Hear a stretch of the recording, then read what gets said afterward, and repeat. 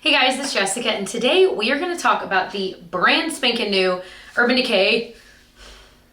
I've already filmed this like twice. So we're going to talk about the Naked Reloaded palette. So if you hadn't heard the news, which I think most of us had, Urban Decay recently discontinued their original Naked palette. It was around $50, $52, $54, depending on where you, I think they eventually raised it. I know when I bought it, back in the day it was 50 bucks. This is actually a fresh one. Fresh enough, it's no longer sold, so anyway, I promised myself I'm not gonna get derailed in this video. I'm gonna try to be focused. This is the original palette. It has quite a few deeper shades, almost all shimmer except for two shades here, two mattes. All of the pan sizes were the same. It came with a double-ended eyeshadow brush that I never used. Even in my original one, I didn't really use. I just didn't really like it. But the new one is $44, so it's cheaper. It has very different packaging. This was kind of a velour kind of feel. This one is a squishy, kind of silky-like fabric feel. And again, it's magnetized shut, as it always is. It's got a mirror. It does not have a brush, however, which I thought was interesting, given that I feel like, you know, half of the people that buy this probably don't own a lot of makeup brushes. They might actually use the brush. And then the other half already have their own makeup brushes, so they don't even use the one it comes with. So it's interesting the choice they made here. I think a lot of palettes no longer come with brushes, especially if it's a high-end palette. If you're thinking about buying this and you don't have many makeup brushes, there are so many amazing, inexpensive, affordable-ish makeup brushes that I love. I can link some of my favorites down below because you do not need to spend a lot of money on good makeup brushes. Right. Not only does this not have a brush, but it has larger pan sizes on the two outer shades. These two here and these two here are both larger than the inner ones. And there are way more mattes in this one than there was in the original, which I personally appreciate because I've always felt like with that original palette that it was kind of missing a few more matte shades because I couldn't feel like I could do a completed kind of everyday look that I like to do with that palette. I was always kind of just playing around with some of the shimmers, but I always reached into another palette. You know what I mean?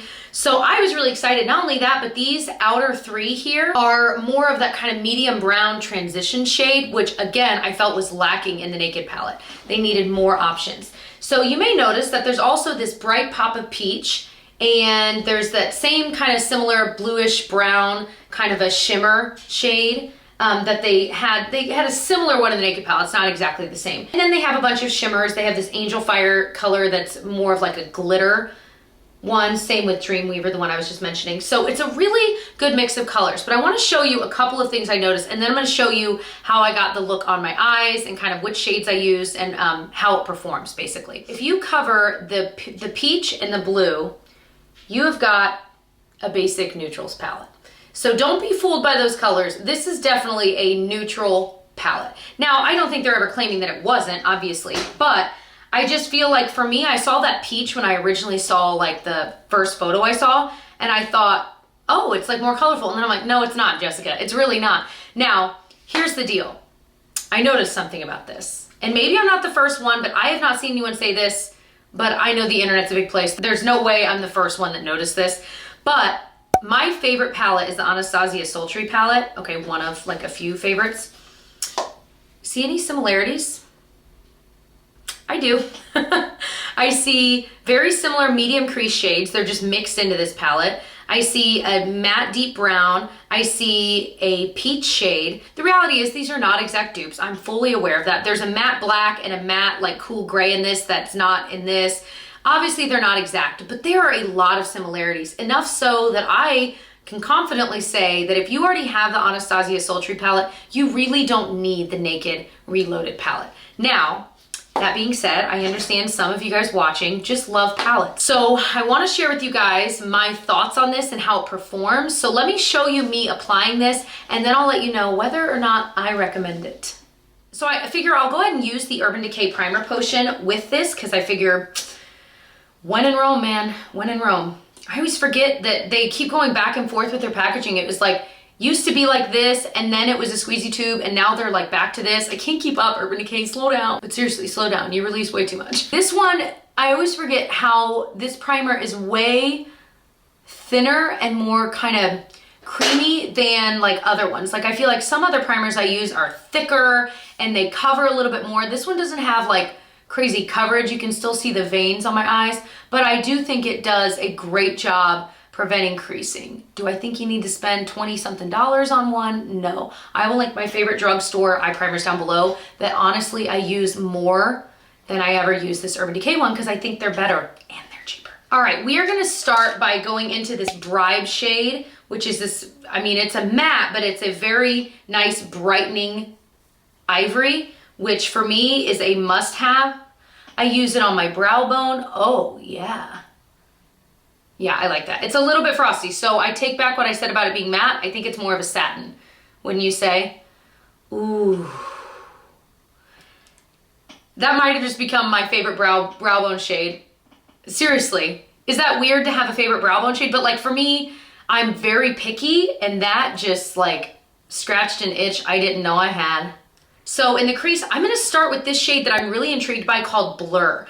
In my head, the idea of this shade is to kind of, if you're near my skin tone anyway, create a buffer zone or kind of a blur between whatever you have on the lid and the brow bone area. It's gonna help kind of blend things together, blur things together. If you're a darker skin than me, you might be using Boundaries or Bucked for that exact same purpose, which again, I like that they have that. I'm really digging this shade.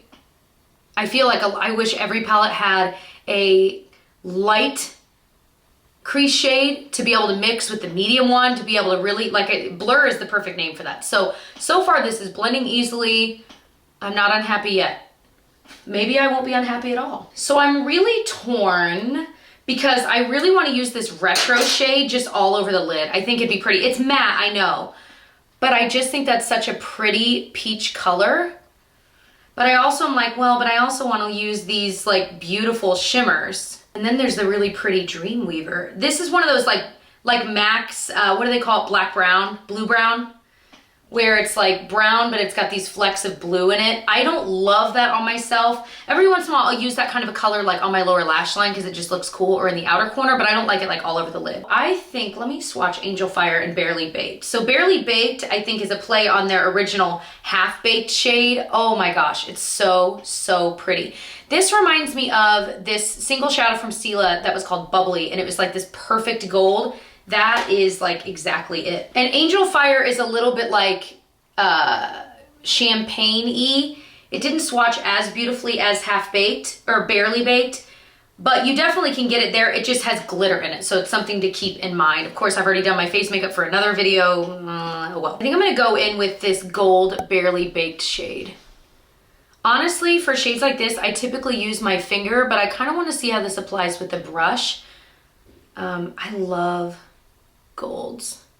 They're so pretty. I feel like I haven't worn true like a gold on my lid in a very long time, so it's kind of exciting to put on again. If you saw my recent video of trying a bunch of e.l.f. products, I tried one of their shadow palettes. It was like 10 bucks, and it was really, really good. I will link that video below, but in it, I put a mustard shade, like a mustard yellow color all over my lid, and I really liked the look, and I think a lot of you guys did too. A few of you guys were like, I hate it. I'm like, thanks. I feel like this gold would be really pretty over that shade. So that was really easy to apply. So we're gonna get a deeper shade. Let's start with Bucked, and then I might work my way to this dark brown endgame. But I'm gonna get Buck and kind of focus it on the outer crease and work my way in. So I'm gonna take a little bit of a smaller brush. For funsies, I think I'm gonna go into this Burn shade because it's a little bit more of like an reddish brown, and just kind of see how that looks. I don't feel like this is pulling the red out of it. I think it's looking more of like a deep brown. Like I don't think it's staying true to color. So this might not be, if you're wanting that exact shade, I don't think you'll like this one. I feel like I look like Jafar right now. I can't explain it. So I'm just gonna kind of blend the edges a bit. I think I'm gonna get that Blur shade again.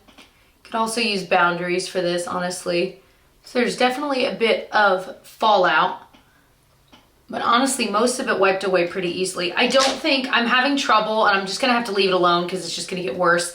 That darker shade I used, Burn, I really don't like. I can't get that one to blend anywhere near as easily as I got the other ones to blend. So that's something worth noting. It would probably be fine like all over the lid or on the lower lash line, but I think for crease work, it just didn't blend as easily as literally all of the others. So I got way too confident, and yikes. I'm gonna take this Endgame shade, the matte brown, and just kind of tap it on the lower lash line a bit. So I'm gonna throw on some liner mascara and then let's chat. So this is the completed look all together. Anything else I'm wearing on my face, by the way, I can link in the description box, like my lips, my foundation, all that stuff. I'm trying some new stuff on my face that I actually don't love.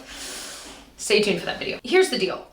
I think this is good quality. I think pretty much all of the shades blend very, very well. It's a great mix of mattes and shimmers. So I will say the only two shades I wasn't a big fan of, like I mentioned, Burn, and I think Dreamweaver, that kind of bluish brown, is kind of just, they all kick up some powder, you know, tap your brush off, blow on it, whatever you want to do.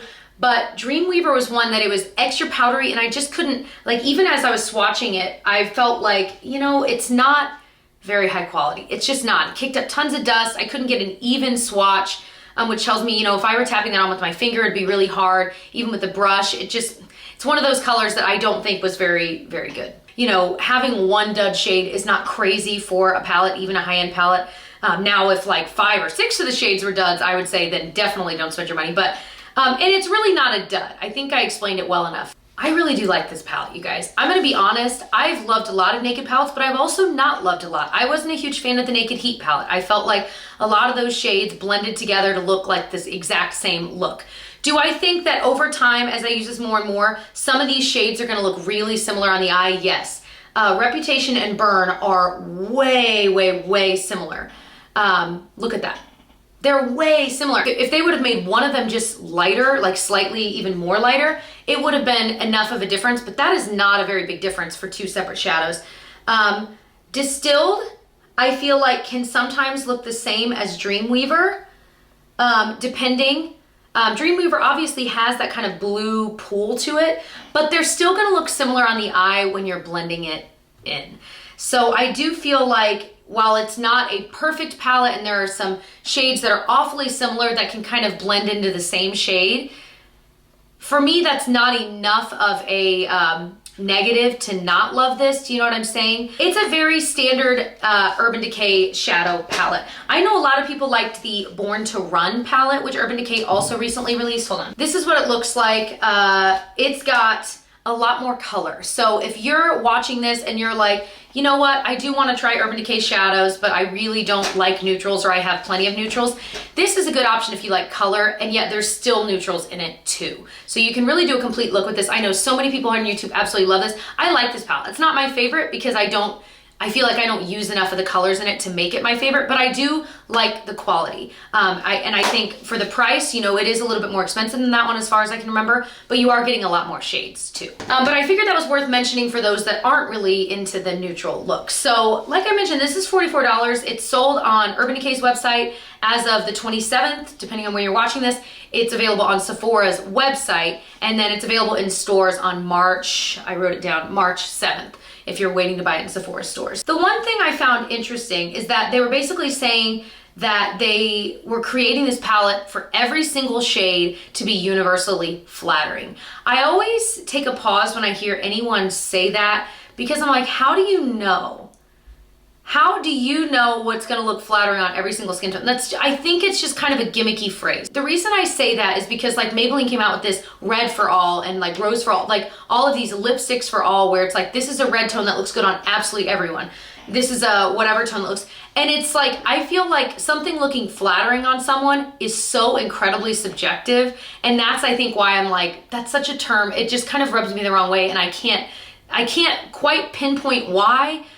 But I think it's more just that all of that is so subjective. It's like, how dare you decide what, you know what I mean? I'm being picky. I know I'm being picky. Anyway, so I really was impressed with this palette. If you have a gift card, or maybe you really don't have many palettes, or this is gonna be your very first high-end palette you've ever purchased, I do think this is a great one. It was interesting when they discontinued that first one because there was such an uproar, but it's like, well, but most of the people that already wanted it have bought it, or there just isn't enough interest in it. And my guess is that with all of the palettes that are always coming out nowadays, there just wasn't as much interest. The Naked palette kind of started this, you know, more expensive-ish palette craze, and then everyone glommed onto it, and now there's so many palettes out there, it's so oversaturated. I feel like Urban Decay was like, you know what, we need to breathe some fresh air into this line.